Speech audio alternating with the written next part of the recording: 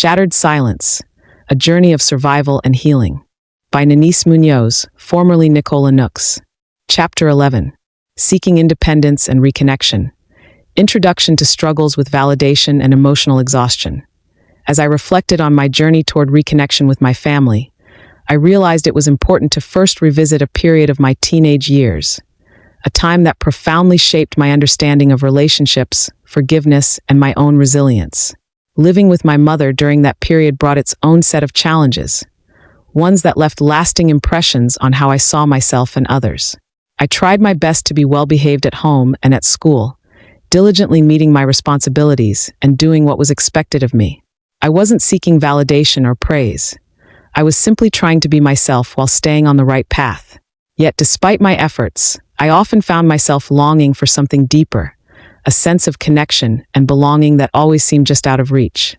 No matter how hard I worked or how much I tried to follow the rules, my actions were frequently overlooked or dismissed. This persistent lack of recognition left me questioning whether my efforts even mattered. I wasn't asking for grand gestures or constant approval, just a simple acknowledgement that what I was doing was enough. Instead, I often felt invisible, and that invisibility began to weigh on me in ways I didn't fully understand at the time. The ongoing cycle of striving to do my best and receiving little acknowledgement only deepened the emotional distance between my mother and me. It wasn't just about recognition. It was about being seen and valued for who I was, not merely for what I could do. This left me questioning my worth and wondering whether I would ever receive the understanding I so deeply craved.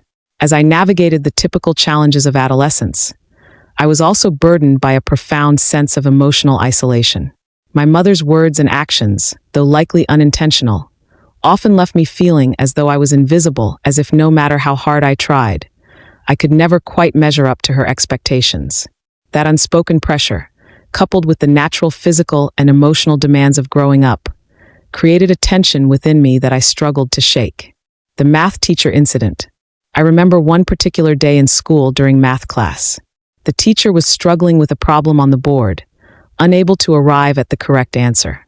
Math had always been my strength, so as I observed him wrestle with the equation, I realized he had forgotten the formula. Without hesitation, I quietly offered the solution, and the teacher, after a moment, followed my suggestion. When the problem was solved, the lesson continued, but the moment lingered in my mind. What struck me most, however, was how this seemingly small, innocent action turned into something negative at home. I'm not sure who told my mother about it. Perhaps it was my sister, but somehow the story reached her. Instead of recognizing that I had helped, it was twisted into something to criticize. My mother's reaction wasn't one of praise or gratitude, but one of accusation. She made it seem as though I had been disrespectful by correcting the teacher. It was never my intention to undermine anyone. I had only tried to help in that moment. But to my mother, it was an offense, and this was a familiar response from her. No matter how much effort I put into doing something right, it was often met with suspicion and negativity. This incident became a symbol of a broader pattern in my life. No matter how hard I tried to do the right thing, my actions were often misunderstood or criticized. It felt as though everything I did was viewed through a lens of skepticism, and I was rarely given the benefit of the doubt. What should have been a moment of recognition for my quick thinking and helpfulness turned into yet another example of how nothing I did seemed to be enough to earn positive validation from my mother. It added to the confusion and emotional exhaustion that had already settled in my heart. Over time, I began to wonder if my good intentions would ever be truly seen or appreciated, or if I would always be misunderstood. Emotional weight of the tension, the buildup of unspoken issues. The emotional toll of trying to maintain a positive relationship with my mother, despite her constant provocations, was immense. I felt as though I was walking on eggshells, always cautious not to say or do anything that might set her off. It seemed like no matter how hard I tried, the ground beneath me remained unstable, with every word or action under constant scrutiny, ready to be twisted into something negative. The tension in our relationship was palpable, a silent undercurrent that weighed heavily on me. One incident, much like the math teacher situation, made the emotional exhaustion of navigating our interactions even more apparent. When I helped the teacher solve the problem and it was turned into a point of criticism, it wasn't merely a misunderstanding. It was a clear reflection of the deeper, ongoing tension between us. I never knew what would trigger her or when she would react negatively, and that uncertainty made every exchange feel like a potential landmine. I found myself second-guessing everything I said or did, wondering if I would be accused of overstepping or criticized for something others might see as harmless. The emotional weight of constantly trying to keep the peace, of striving to be seen for the good I was doing, began to feel unbearable. There was no room for honest communication or resolution. Instead, there was a perpetual undercurrent of unspoken issues, festering in the silence between us. It was as though the tension had built up over time, layer upon layer, without ever being addressed or confronted. And I, the child trying my best, was left to carry the weight of that unresolved emotional burden, unsure of how to navigate the storm. In my mind, I tried to justify her reactions, convincing myself there must be something I was missing, some hidden reason for her behavior. But with each new incident, like the math teacher moment, it became clearer that the emotional strain of our relationship wasn't a one-time event, but it was a constant, ongoing challenge. No matter how hard I tried to maintain peace, the tension lingered, unspoken but ever present, hanging over us like a heavy cloud. Unseen struggles and unspoken competition. At one point, my mother mentioned something my sister had said years ago. "Bet she is going to be the one to take care of me." My response was simple. "That's awesome." But the comment struck me harder than I expected. It wasn't my sister's sentiment that stung. It was the way my mother framed it. It highlighted something I had always known but never fully confronted. My sister and I had experienced entirely different versions of our mother. My sister grew up in the same house as my mother. Unlike me, she remained under her roof, benefiting from a more stable family dynamic. Her father, married to my mother, was present in the household, providing her with a sense of security I never had. She had both parents in her corner, a cushion that made life's challenges feel lighter. For her, home wasn't just a place, it was a foundation. In contrast, I had no such safety net. I left home at 18, thrust into a world where I had to fend for myself. Paying rent, juggling bills, and figuring out how to survive became my reality. There was no one to catch me if I fell. The rejection I had felt from my mother wasn't just emotional, it was tangible. It followed me into every corner of my life. When my mother moved into her new house, my sister joined her.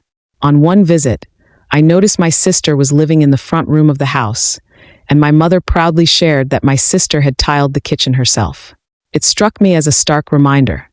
My sister had a stake in this home, a sense of belonging I was never offered. When I had asked for temporary shelter, I was denied. This difference between us, between what we had been given, was undeniable. My sister, with the cushion of my mother's support, had fewer obstacles to navigate. She could afford to invest in their home, in their lives, in ways I couldn't. She didn't face the same financial pressures I did. She didn't have to claw her way to stability. And yet, my mother seemed oblivious to this disparity. It was as though my struggles were invisible to her. When my sister eventually traveled to the United States, she left from my mother's house, grounded by the stability and support of a strong foundation. She knew that if she ever returned, her place would be waiting. I had no such assurances. I entered the United States with nothing but my faith and determination. No safety nets, no guarantees. I had to build my own foundation, brick by brick, in a foreign land. Forgiveness and the burden of the past. Emotional struggles and unresolved issues. Despite my best efforts to forgive my mother and move forward, the unresolved issues from our past lingered just beneath the surface. Forgiveness is often seen as the final step in healing, but for me, it was only the beginning of a deeper and more complex journey. I had forgiven her in my heart, but the emotional scars remained. Though the pain had dulled over time, it was never fully erased. I tried to let go of the anger and resentment, but the process wasn't always easy. The past, with its layers of hurt and misunderstanding, remained unspoken. It left a heaviness in my spirit that I could never quite shake. As a child, I had hoped that one day my mother would recognize the weight of her actions.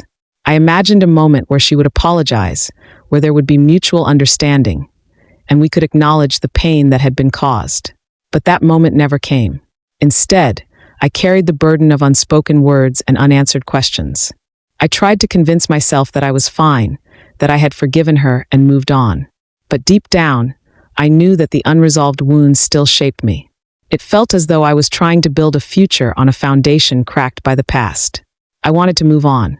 I worked hard to build a life for myself, to create relationships free from the weight of my history. But no matter how much I tried, the past followed me, like a shadow I couldn't outrun. The struggles I faced weren't tied to a single incident or a few hurtful words. They were the accumulation of years of misunderstanding, harsh criticism, and the silence that followed. My efforts to do right were often eclipsed by my mother's reactions or her inability to see my worth. Even though I had forgiven her, I couldn't escape the feeling that the chasm between us had never been bridged. Much of what needed to be said remained buried, unspoken, and unhealed. The weight of the past wasn't something I could simply wish away or ignore. It was ever present, sometimes faint and at other times overwhelming, a quiet reminder of everything unresolved. Forgiveness, while freeing in some ways, didn't erase the pain. It allowed me to move forward, yes, but I still carried the weight of those unresolved hurts. I continued seeking peace, but I was never fully at rest. The reconnection and revisiting the past, reopening communication. After years of silence and emotional distance, I decided to reconnect with my mother. It wasn't a choice I made lightly, and it certainly wasn't without hesitation. The past had left its marks on me, and I knew that reopening communication meant the possibility of reopening old wounds. But I was determined to move forward. I wasn't seeking to dwell on the pain of the past. Instead, I wanted to forge a new connection, one built on mutual respect and understanding. When I reached out, it was with the intention of sharing the updates that defined my present, my marriage, my accomplishments, and the steps I was taking to build a life of my own. Our early conversations felt almost awkward, as though we were two strangers trying to rediscover a bond that had been dormant for far too long. I didn't want to relive the pain or misunderstandings of the past. I didn't want to dissect what had gone wrong or rehash what had been said. Instead, I focused on the present. I wanted to share the joy found in building my own family and the growth I'd experienced over the years. I wanted to keep the focus on what was happening now, not on the shadows of yesterday. Yet, no matter how much I tried to keep things light and positive, I couldn't ignore the tension that lingered in the air. Beneath the surface, old emotions simmered, unspoken but undeniably present. Reconnecting with my mother was an act of hope, a decision rooted in my desire to move forward, not to reopen every past grievance. But I soon realized that it wasn't so easy to leave the past behind. Certain conversations seemed to drift back into old patterns, as though the weight of our shared history was always just beneath the surface, waiting to rise again. I wanted to be open, to be vulnerable, and to forge a new relationship with her as the adult I had become, not the wounded child I had once been. Still, it became clear that we were navigating a delicate balance teetering between acknowledging our history and striving to move beyond it. While I hoped that this renewed communication would bring us closer, I quickly learned that healing isn't instantaneous. It requires time, patience, and a willingness from both sides to let the relationship grow in a healthier direction. For now, I'm taking it one step at a time, cautiously reopening the door to a connection I'd long yearned for, even as I recognize that there is still much to work through. The tension of revisiting the past. The conversation that reopened old wounds. When I decided to reconnect with my mother, I thought we could begin anew, leaving behind the hurt and misunderstandings that had weighed us down for so long. But I quickly realized that some things couldn't be left in the past, no matter how much I wanted them to stay there. One particular conversation reopened wound I thought I had buried, forcing me to confront the unresolved pain. My mother insisted on revisiting the topic of abuse, something I had long tried to move on from. Years earlier, I had confronted her about it, but she denied any wrongdoing, claiming she hadn't abused me. At the time, I had accepted her denial for my own peace and chosen not to press further. But now she brought it up again, and I couldn't avoid it. Over the phone, she said, "You said I abused you, but I didn't abuse you." The years of unresolved pain came rushing back with those words. I took a deep breath before replying, "Yes, you did abuse me." I reminded her of the moments that had left deep emotional scars. I recalled one incident when my sister and I were walking behind her, laughing as children do, only for her to turn around and scold me, saying, "You are the one that something is on to laugh about." Those words cut deeply, making me feel small and insignificant. I reminded her of another time, on my birthday, when instead of offering kind words, or even a birthday greeting, she had walked into my room and said, "People say you look like me, but you don't, because you're ugly." It wasn't just the words, but the way she told them that left me feeling devalued and unworthy. I brought up the countless moments of emotional neglect, how I was expected to wash everyone's clothes by hand as a teenager. My brothers, my stepfathers, my mother's, and my own. How there was often very little lunch money for me, usually leftover coins found in her purse, and how my pain was routinely dismissed. Every time I tried to express how these things had hurt me, she rejected my feelings, making me feel invisible. Her response was blunt and unyielding. "I will never apologize to you." In the same breath, she mentioned an incident involving my sister. She reminded me of a time when I came home from school and told her my sister had skipped school. My mother had beaten my sister with a machete, and she informed me that she had to apologize to her. Hearing this story, right after she told me she'd never apologize to me, felt like salt on an open wound. Why would she apologize to my sister, but refuse to acknowledge the pain she caused me? And why would she inform me that she had apologized to my sister just after she said she would never apologize to me? Her words made it clear that she couldn't or wouldn't face the truth of my experiences. Instead, she shifted focus, deflecting blame and invalidating my reality. I responded quietly, "Well, whatever I did or whatever you said I did back then, I'm still apologizing." Over the years, I had apologized repeatedly, even when I didn't believe I was at fault, just to keep the peace. But now, as an adult, I couldn't help but wonder, what does it take for a person to simply say, "I didn't mean it that way," or "I'm sorry," instead of doubling down and dismissing my feelings? The conversation soon veered in another direction, bringing up something that had lingered in my mind for years. A prophetic word I had once received. A prophet had spoken about witches in the family, claiming my mother had sought protection that unknowingly opened a door to the demonic attacks I had been experiencing. When I asked her about it back then, she denied any knowledge, insisting she had never done anything of the sort. She dismissed the prophet's words outright, but I was left wondering, was the prophet referring to my grandmother, who had raised me, or had he been mistaken? Years earlier, during another prophetic moment, I had also asked her about my umbilical cord, or as we call it in Jamaica, the navel cord. The question had come up in connection to a spiritual inquiry, but she brushed it off, saying, "Let the past stay in the past." Now, during this recent conversation, she brought it up again, unprompted, and I couldn't help but wonder why she hadn't forgotten that I'd asked. This time, she finally gave me an answer. "The navel cord got lost when I was moving," she said, "just like how your little brothers got lost." Her words left me more confused than ever. Why hadn't she told me this before?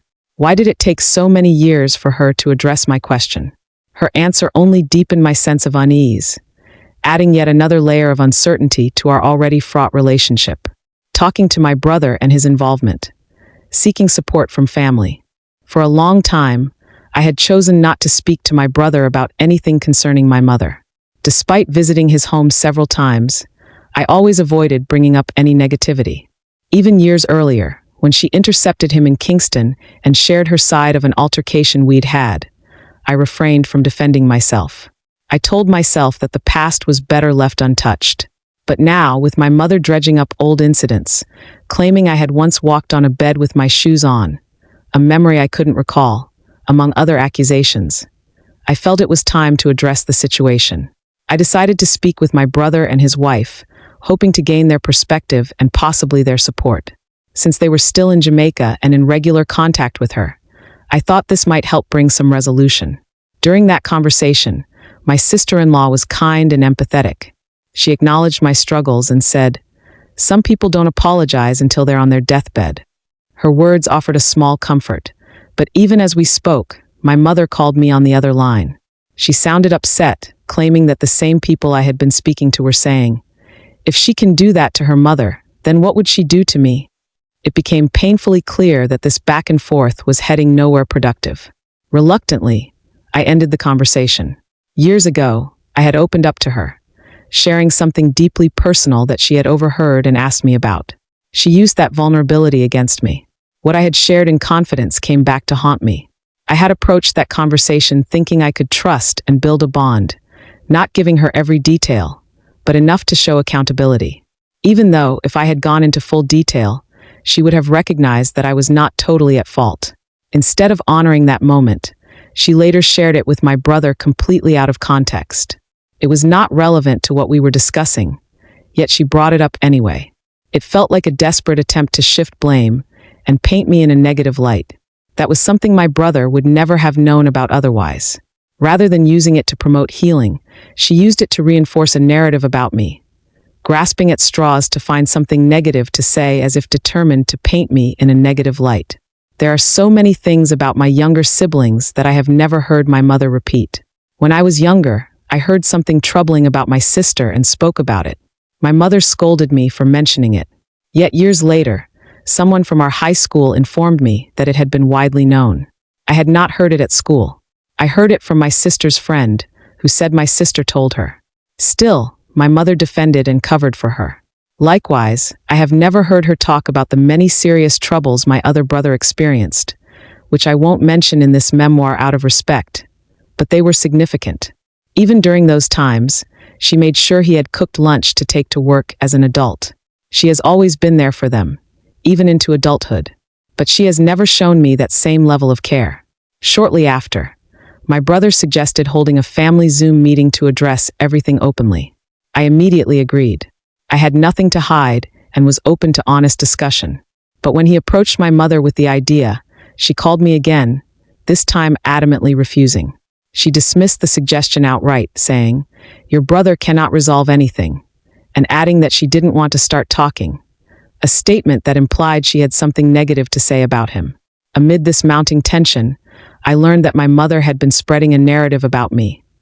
It must have been something wrong she was involved in that caused her to disconnect from everyone. Her words reflected how negatively she viewed me, despite the truth being far different. When I was in Jamaica, none of my family members made any effort to reach out to me.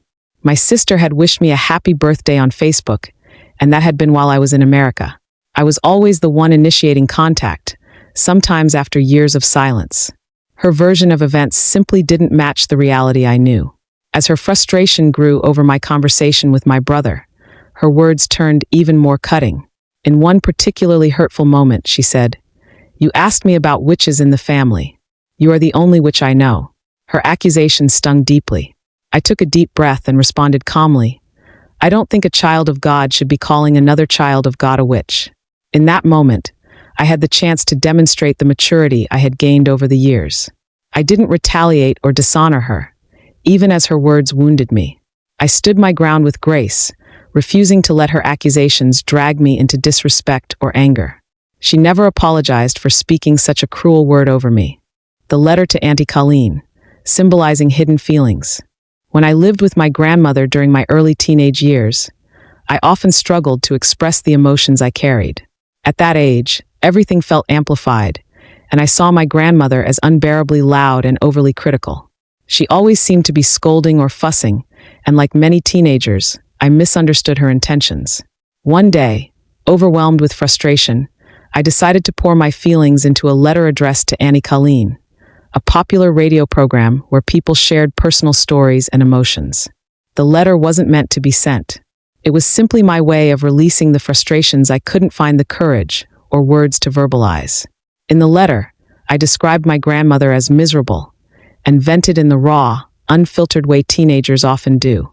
It felt harmless at the time, just a private outlet for my emotions, a way to navigate the tension of adolescence in a household where emotions weren't openly discussed. I folded the letter and tucked it into my school bag, confident that it would remain hidden. Somehow, though, my mother found it.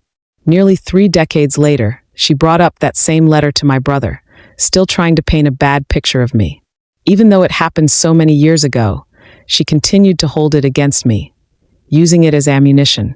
Something that had been a private, emotional outlet from my teenage years was now being twisted into evidence to question my character. Or perhaps someone else had discovered it and passed it along to her.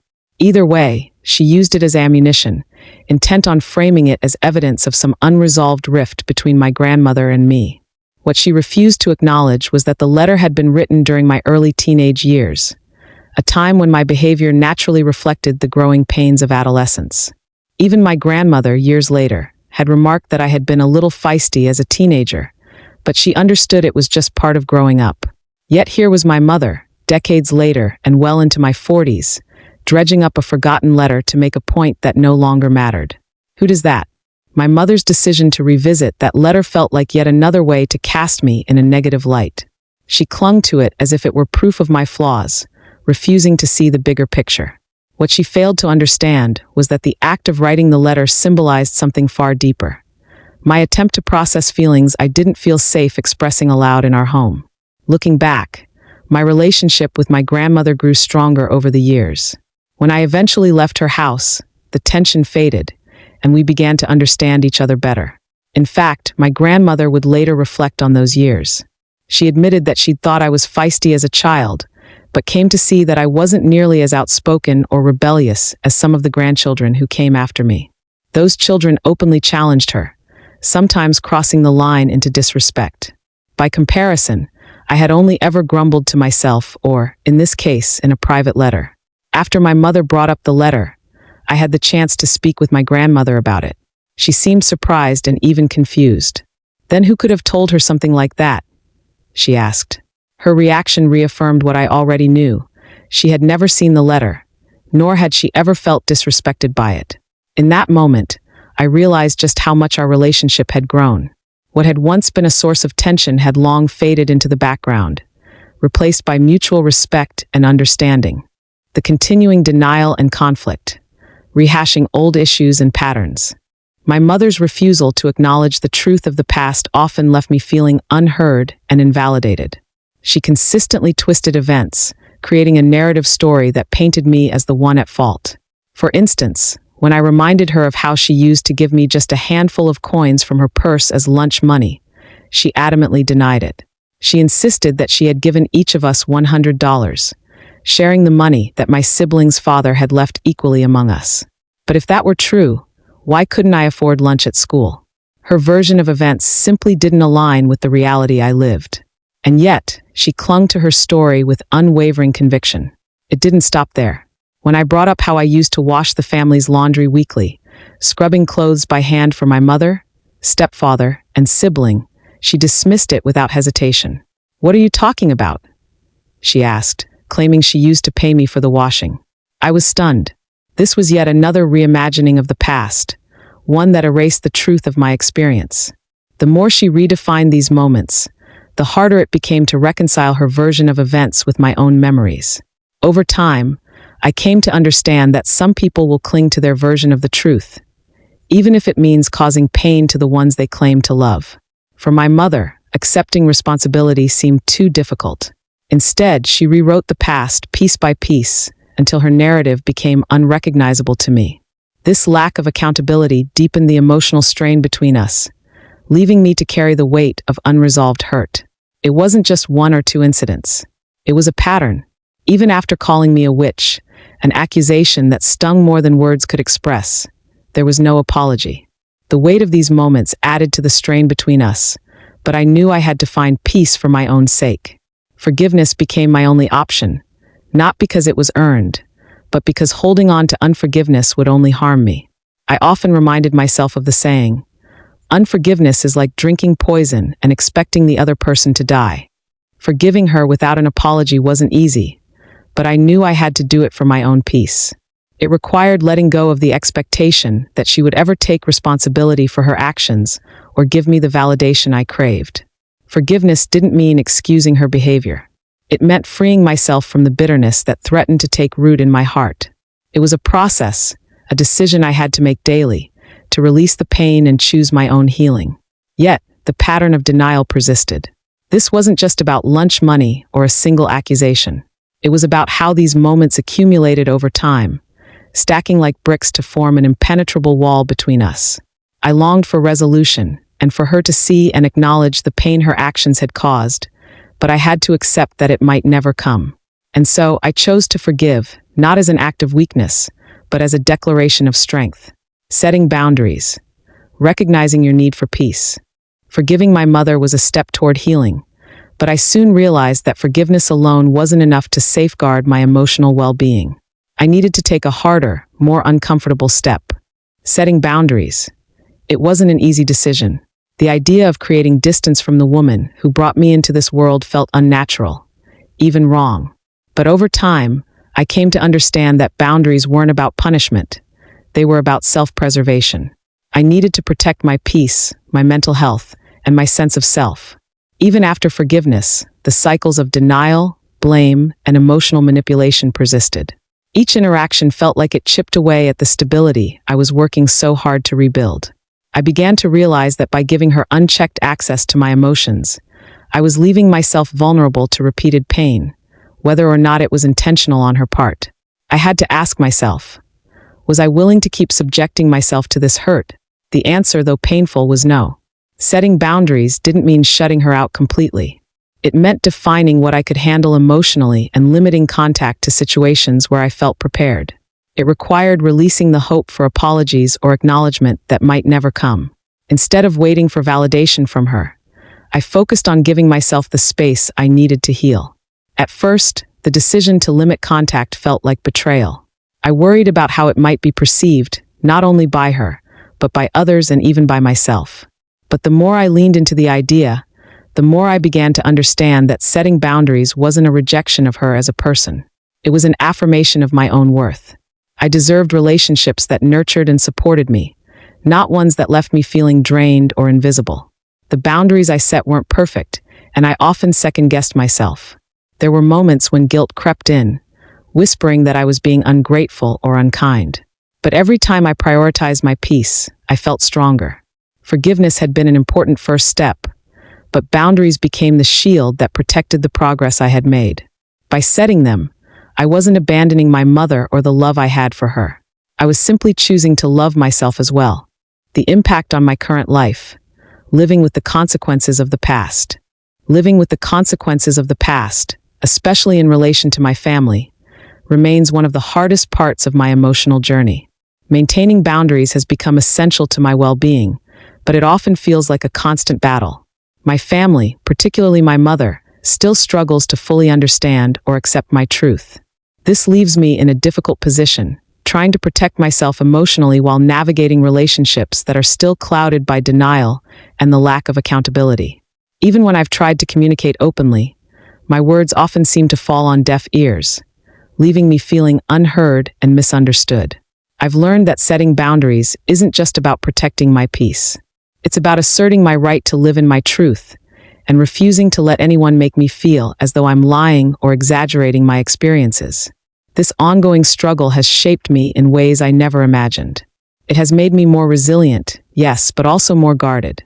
The emotional weight of knowing that the people who should understand me the most don't always validate my experiences has left its mark. While I continue to grow and heal, there are still days when the pain of it all feels overwhelming. One thing I've come to realize is that healing is not just about moving forward.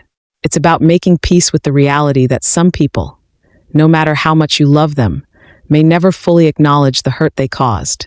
I've come to believe that if you hurt someone publicly, you can't simply go to God privately to repent without taking responsibility in the same public space where the harm occurred. True healing requires more than just an apology. It requires accountability. Without it, the cycle of denial continues, leaving the one who has been hurt stuck in emotional limbo. The refusal to accept the truth, especially when it's rooted in my lived experience, makes finding peace more difficult. But even as I wrestle with this, I've had to keep reminding myself of a simple truth. I deserve peace. I am worthy of living a life free from the burden of unresolved pain and unspoken truths. And no matter how heavy the weight of the past may feel, my healing is my responsibility, and my freedom is worth fighting for. The revelation about family dynamics. How I learned to navigate family relationships. The emotional complexity of family dynamics often goes unnoticed until you find yourself caught in the middle of unresolved issues. For years, I believed that love and loyalty should overshadow any wounds or hurts.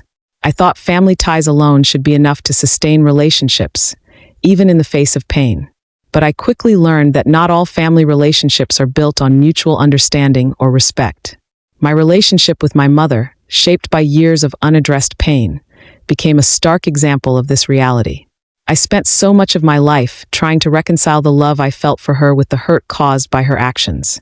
Over time, I realized that true reconciliation could never happen without acknowledgement of the past. One of the most valuable lessons I've learned is the necessity of setting boundaries. Without boundaries, the cycle of hurt only deepens emotional scars and reinforces unhealthy patterns. I came to understand that I could no longer allow myself to be repeatedly hurt by people who were unwilling to confront their own mistakes. Setting boundaries wasn't about holding grudges or seeking revenge. It was about protecting my emotional well-being and refusing to tolerate disrespect, even from those I love. This process was particularly challenging with my mother, who often twisted the truth and refused to take responsibility for her actions. As I began to unravel the layers of our relationship, I saw that these patterns were not just about me. They were tied to a larger history of unresolved issues within the family. Understanding this didn't make the pain any easier to bear, but it did help me see the context in which these behaviors existed. Still, navigating this terrain wasn't easy. I often felt the weight of unspoken expectations and societal pressures to maintain family bonds at any cost. What I've come to accept is that some relationships will never be what we hope they could be. While I longed for a deeper connection with my mother, I had to face the painful truth that she might never offer the acknowledgement and healing I craved. So, I learned to navigate these relationships differently, not by cutting people off completely, but by protecting my peace and establishing clear emotional boundaries. It wasn't easy, and it still is not, but the peace and strength it has brought me are worth the effort. Conclusion. Reflection on the journey toward healing and moving forward. As I reflect on the journey I've traveled, I realize the road has been long, marked by challenges, heartache, and lessons that have shaped me into the person I am today. There were moments when I felt completely alone, when the weight of unresolved family issues felt almost too heavy to bear. Yet through it all, I've come to understand that it is possible to rise above our circumstances, to heal from past wounds, and to move forward with strength and purpose.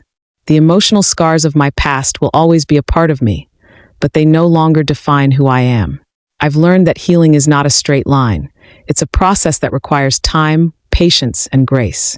Along the way, I discovered the importance of forgiveness, not just for others, but for myself. Letting go of resentment and bitterness wasn't easy, but I came to realize that forgiveness wasn't about excusing what happened. It was about freeing myself from the pain that threatened to hold me captive.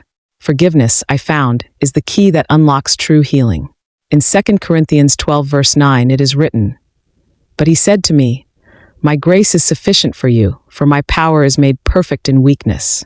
Therefore, I will boast all the more gladly of my weaknesses, so that the power of Christ may rest upon me." This verse reminds me that even in my most vulnerable moments, God's grace has always been enough. His strength has carried me through seasons of uncertainty, giving me the courage to face each new chapter of my life. I also hold on to the promise in Romans 8 verse 28. "And we know that in all things God works for the good of those who love him, who have been called according to his purpose." No matter the hurt or struggle, I trust that God's plan for my life is good and filled with hope. I am no longer a prisoner of my past, but someone who has learned to walk in the freedom his grace provides. To those who may be reading this and feel as though the weight of their past is too much to carry, I want to encourage you. Healing is possible. Rebuilding is possible. Thriving is possible. The journey may not be easy, but with faith, strength, and the right support, you can overcome anything you're facing. You are not defined by your circumstances. You are defined by your resilience and the strength that lies within you. Keep moving forward, knowing that God is with you every step of the way. That concludes Chapter 11. Don't forget to like, share, and subscribe. Stay tuned for Chapter 12 in the next video.